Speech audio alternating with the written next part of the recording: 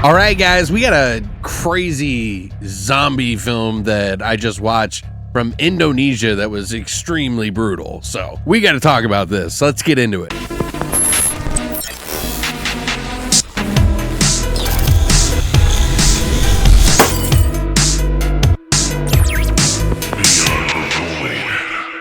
What's up, guys, and welcome back to Beyond the Void. Happy Voidtober. We're continuing this month on.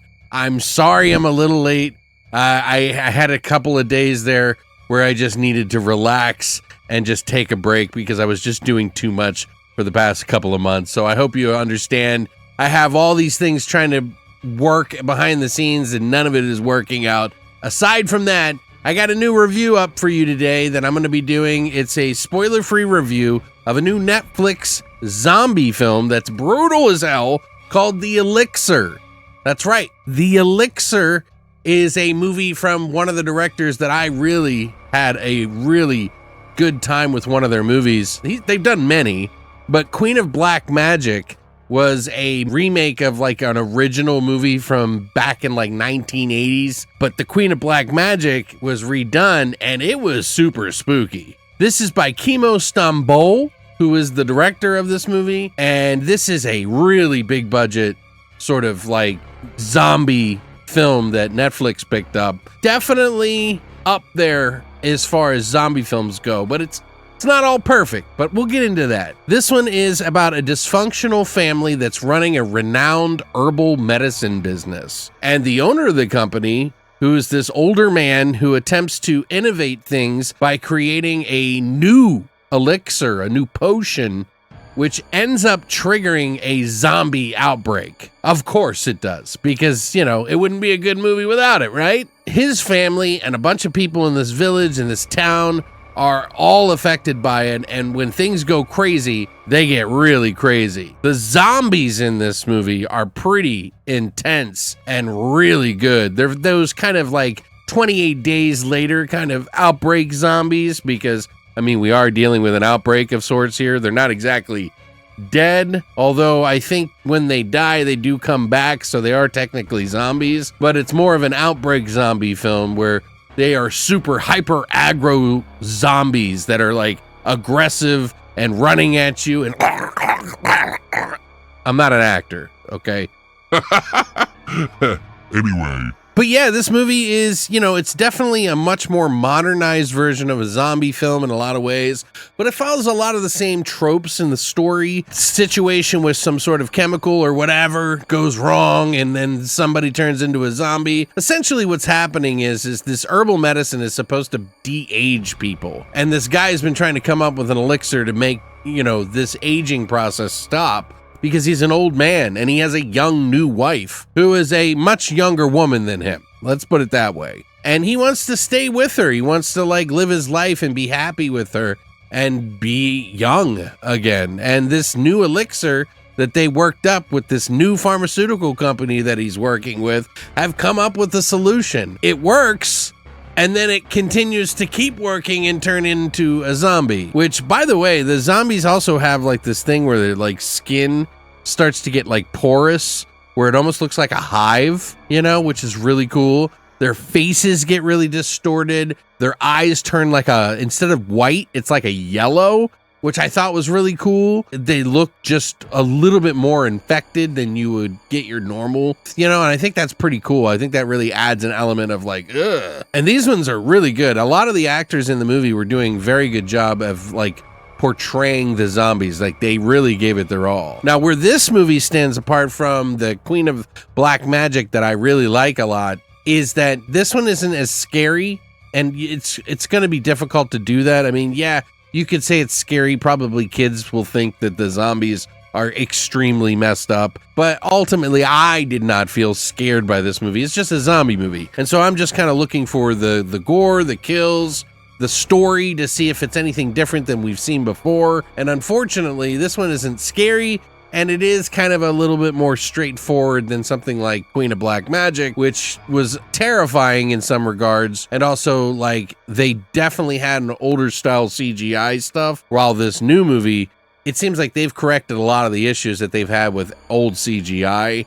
which I don't want to say like this movie is like a big CGI fest. It's in there though, appropriately, and it's also got practical effects in this movie. There's people getting chomped on. There are people of all ages getting chomped on, including kids, and it goes for the gusto when it goes for those kills. It's pretty dark and messed up and very bloody. So that is the one thing I think that elevates this movie, because in a way, you know, zombie movies, it's so typical sometimes, you know, you don't really get that invested in the characters, and it's just kind of more about the kills and stuff. And I kind of lean on that a little bit more in this movie in particular. While I like the characters in this movie, and Stumble does a good job of directing them, I don't think it's about that kind of connection. It's not Train to Busan here, but it's also not a bad movie either. So I kind of have a little bit of gripes with that. The storytelling isn't exactly perfect. They don't really do anything new, although they do sort of change up how zombies are and how they react and stuff like that, but it's pretty similar. When you really ultimately break down this movie, you know, those are the big things that really matter, right? As much as I love Queen of Black Magic, I feel like this movie kind of pales in comparison to that, and it also kind of pales in comparison to a lot of other zombie films, except in the practical effects, the gore and the craziness that's on the screen really just elevate it a whole lot. And so, you know, if you like gore and you're into that, you'll have that plus some pretty decent characters in this. Now, I didn't love everybody in the film, and some people make some worst decisions ever, so it's like one of those things. But I thought they did a pretty decent job here, and I'm just kind of on a more reserved situation. They did a fantastic job for an Indonesian film to come out this strong with this kind of zombie film. I've seen a lot of zombie films in that area, and this is one of the better ones for sure. You know, I'm not trying to be so critical on it. It's just, you know, sometimes if people are looking for something more like, you know, Train to Busan has that heart element that's in there that really just kind of elevates the movie. It's not an Indonesian film, but it's just that storytelling is so strong with the characters that you connect to them in that way. Dream scenario for a movie. There are some characters that I cared about in this one, but not on that level. Just lower your expectations there, and I think you're still gonna have a good time. This is definitely a good zombie movie to watch for Halloween. I enjoyed it. I would probably say that this movie is about a 7 out of 10. I didn't absolutely love it, but I didn't hate it at all, and it's well above average. The quality here is there.